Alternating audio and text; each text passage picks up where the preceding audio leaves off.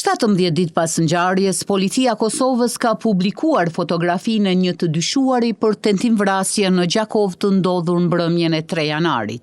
Hetuesit policor në kuadër të sektorit të hetimeve rajonale në Gjakov, në koordinim dhe me autorizim të prokurorit të shtetit, po kërkojnë bashkëpunim me qytetarët dhe institucionet për kapjen e të riut 19 vjeçar, Isen Hasan Kurti, i cili përkundër thirrjes policore dhe kërkimit në disa lokacione, i njëjti nuk është përgjigjur thirrjes së policisë dhe gjendet në Arati.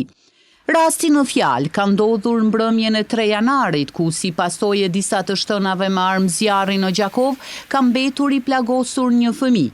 Sipas raportimit 24 orësh të policisë së Kosovës të asaj date, një person ka shtënë me armë zjarri në drejtim të 3 viktimave meshkuj, derisa thuhet se viktima ka qenë kalimtare rasti.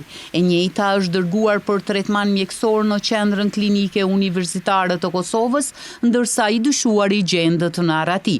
Në vendin e ngjarjes, thuhet në raportin e policisë të asaj date, ka ndalë njësitë përkatëse policore ku kanë gjetur dhe konfiskuar 4 gëzhoja. Ndërkohë, policia Kosovës në njoftimin zyrtar gjithashtu citon se drejtoria rajonale e policisë në Gjakov kërkon bashkëpunim të vazhdueshëm për ofrimin e informatave që mund të ndihmojnë në identifikimin dhe vendodhjen e personit të paraqitur në fotografitë e bashkangjitura.